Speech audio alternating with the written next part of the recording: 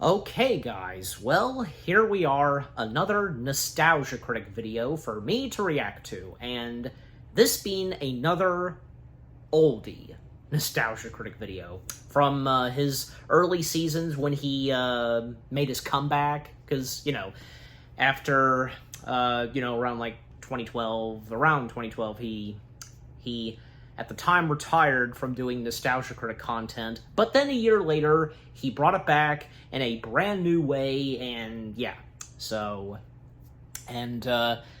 because, well, you read the title, and I'm sure you're aware that this is from one of the early seasons of the Nostalgia Critic, and one of those videos where it's very short, and the way he's talking about a movie and such, I don't know the specific term / name I'm thinking of and that he's done, but, I'm sure you get the point.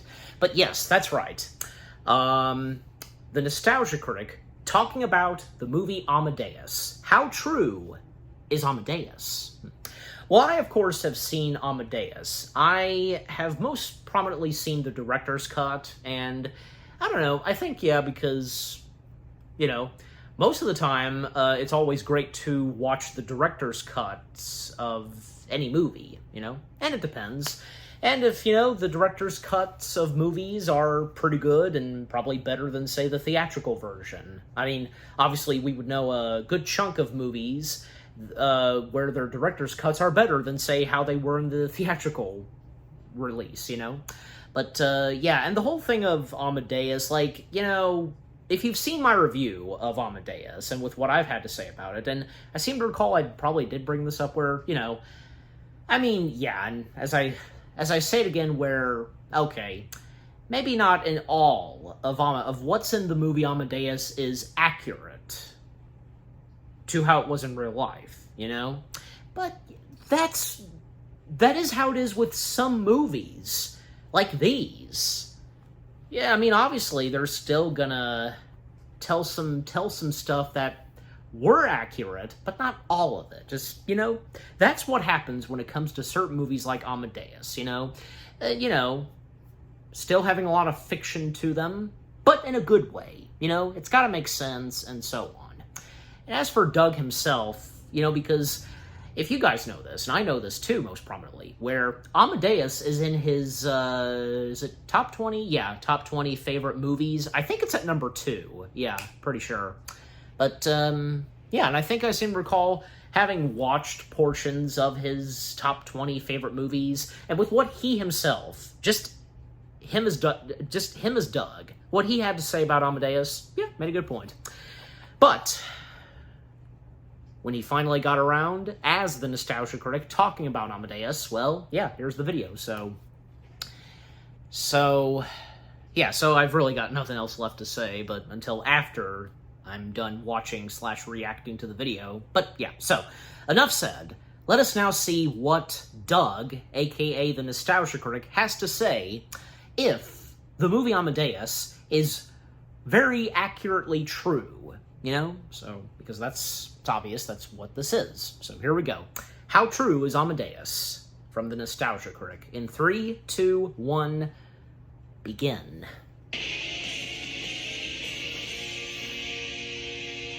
Hello, I'm the Nostalgia Critic. I remember it so you don't have to. If you're like me, you discovered the story of Mozart through the movie Amadeus. Not true. Not true. The movie is entirely not true. And if you're like me, you always encounter someone who says this. Instead of trying to get all your information from movies, why don't you just try knowing everything, like I do? It seems like if you even bring up that you enjoy the film, somebody has to talk about the historical inaccuracies. Yeah. To its credit, Amadeus never claims to be a true story. Based on the play, Amadeus looks at the life of Wolfgang Mozart from the point of view of another composer named Antonio Salieri. He claims he killed Mozart because he was jealous that such talent had fallen on what appeared to be a giggling, dirty delinquent. This is one of those movies everybody can get behind. It's visually interesting, has dramatic intrigue, hilarious comedy, and introduced people to a part of music history that was phenomenally fascinating. Most people, when they hear Mozart, think his life is going to be one of just looking fancy and keeping up appearances. But many people, myself included, were enjoyably surprised to find out how weird, funny, brilliant, immature, and even kind of downright insane a person could be. And none of it is true. So you see, you actually know nothing about Mozart. Why don't you just swipe left? That's all you see everywhere, right? Just swiping iPhones. That's you. The movie got me so into the life of Mozart, I decided to do a little research to see how accurate it actually was. The best way to do this is to go over the common complaints that people swear must have been made up for the movie. Scholars and musicians bristled at its depiction of the composer as a silly, overgrown child with a hyena cackle. And it probably goes without saying, but there are spoilers in this. And if you haven't seen it yet, check it out. It's said by many, including myself, to be one of the I finest have, movies so, ever made. as I said earlier. With that said, let's start on a topic so common that even The Simpsons addressed it. Mozart was a lazy idiot. At the end of a very funny spoof The Simpsons did of the film, Lisa points out that the movie has a lot of historical inaccuracies, claiming Mozart worked very hard on his music and Salieri was a respected composer. Yes, they just make him look like a buffoon. Like brilliant music just came to him, and he put no effort into it whatsoever. But many people are just going by the impression it made, not what the film was actually saying. It is documented that Mozart had a very immature, even dirty sense of humor. He loved fart jokes and sex jokes, and he was boastful and bad with money. This kind of attitude would certainly give the impression that he didn't know what he was doing and that he was just a party animal, like how many saw him in the movie. But the film does explain that he works all the time. It doesn't just come to him out of nowhere. He's just constantly thinking of music 24/7 and is planning it out in his mind. Does he work at all? Oh, yes, sir. I don't mean that he's lazy, because he's not at all. He works all day long. He just sits there writing and writing. This makes a lot of sense when you see how much his father hammered music into his brain as a child. But yes, they acknowledge that the music took time and effort. And in response to the other comment that Salieri was a respected composer, the movie never said he wasn't. In the opening, we see more people remember Mozart's music rather than his, but it's shown clearly that not only was Salieri's work adored in his day, but many loved it even more than Mozart's, as Mozart's work seemed too different and new at the time. It is the best opera yet written, my friend. You do honor to Vienna and to me. Which brings us to the next questionable subject. Did fellow composers, including Salieri, actually hate Mozart? Mozart often wrote that he felt the other composers were blocking him, trying to stand in the way of his work reaching even greater success. And yes, the emperor did famously say that his music had too many notes, which is like saying a book has too many letters. There are simply too many notes. That's all. Just cut a few and it'll be perfect. He was never given a position in the emperor's court. One of the reasons being he didn't just write his music for the musical elite, he wrote it so that the everyman could appreciate it as well. There were also so many that wanted to see Mozart as a one-trick pony or a dancing monkey, seeing how his fame started when he was just a little kid. So naturally, there were critics that said he was the equivalent of what we would call a fading child star. Still, he was popular for the most part and able to calm down his wild attitude when he needed to. So while this is more speculation and it's impossible to figure out how far it went, it's still not without plausible possibility. Ah, but what about the masked man that commissioned the Requiem from him?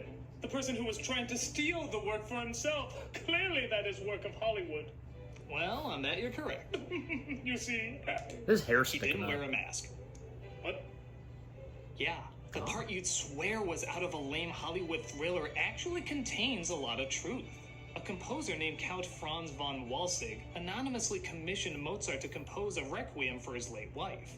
The Count had a history for taking compositions from famous composers and passing it off as his own, as he was an incredible pianist, but not the best composer. So it's incredibly likely he was going to do the same with Mozart's work. He used servants and messengers to communicate with the ill Mozart, and as shown in the movie, he died in the middle of writing it. It was then handed off to other composers to try and complete it so that his wife could still collect the money and pay off a lot of the debt that her husband accumulated. So, while it wasn't Salieri, as it said in the movie, it was still someone who had quite a devious plan, proving once again truth really can be stranger than fiction. Yes, but let's not tap dance around the biggest inaccuracy, the one that the whole film is centered around. Salieri did not claim he killed Mozart. Oh, come on now, are we conspiracy theorists? Oh, not at all. It's incredibly unlikely that Salieri did anything that he said he did in the movie. Very good. But he did claim that he killed Mozart. In his later years, He's getting to Salieri, ya. just like in the film, tried to kill himself and confess that he was the one responsible for Mozart's death. And since there weren't really doctors of mental health back then, they called a priest, who would listen to him explain how he finished him off. Now, historians have dismissed this as mad ravings of a person whose sanity has clearly deteriorated. But this is where the film gets very clever. Who's telling the story? Salieri. That means that the whole thing could be told under the guise that he believes what he's talking about really happened. If you look at it that way, even to the point where he convinces the priest that what he's saying is true, the story suddenly takes on a much more interesting angle.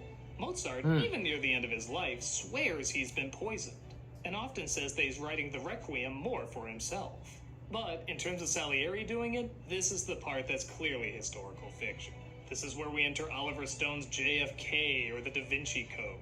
It's a fantasy told in a world of fact. But what makes this so clever is that you can just say everything around Salieri is mostly fiction while everything around Mozart is mostly accurate.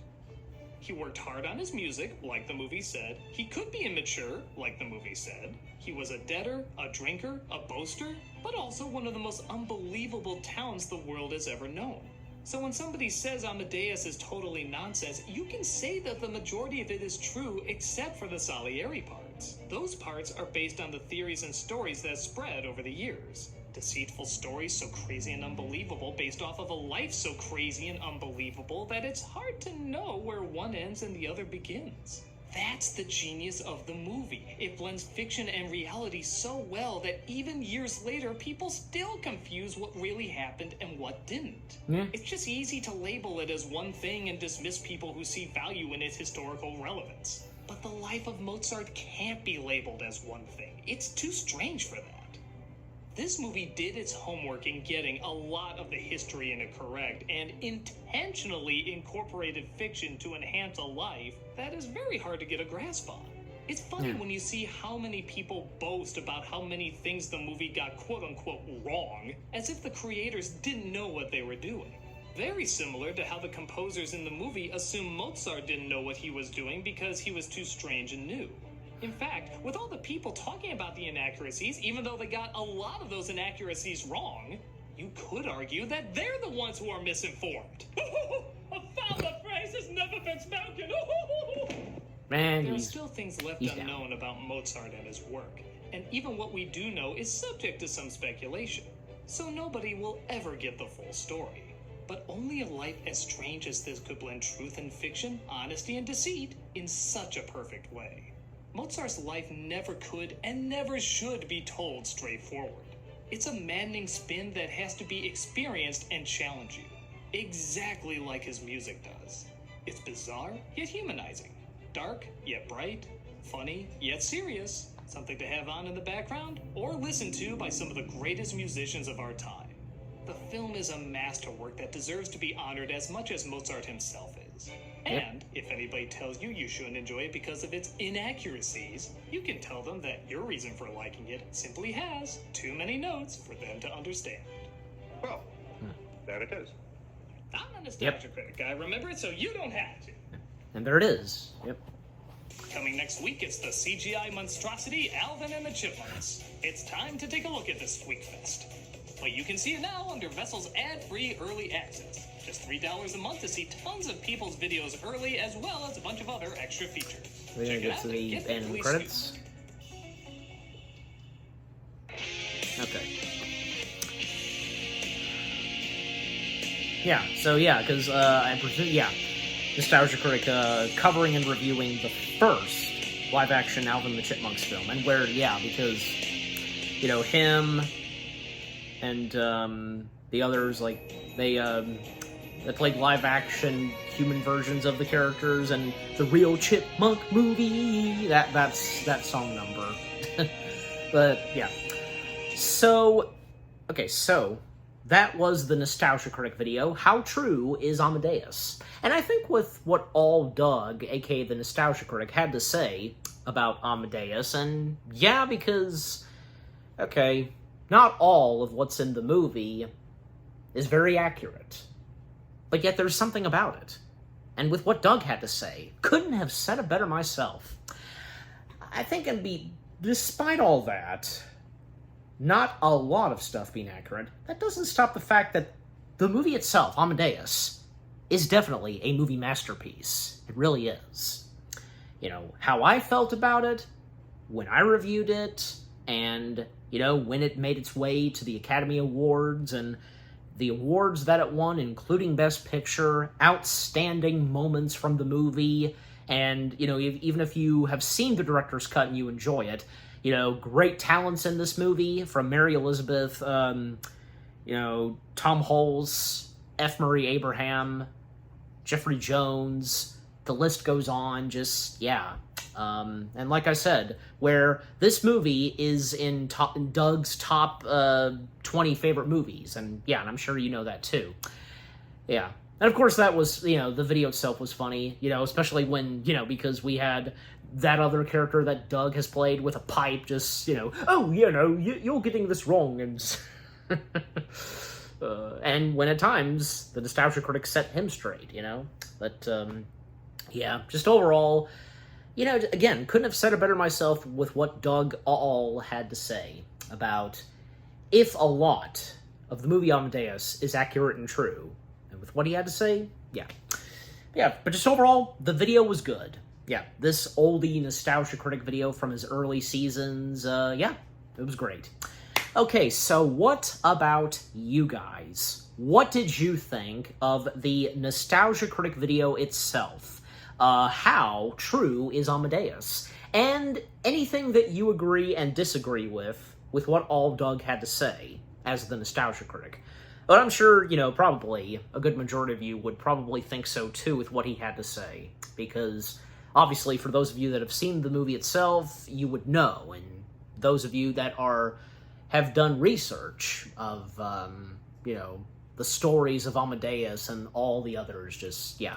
And, you know, if any of you who have seen the movie itself, if you enjoy it and don't care that, if not, you know, with all of it not being accurate and true in the film itself, it's still enjoyable. A movie masterpiece.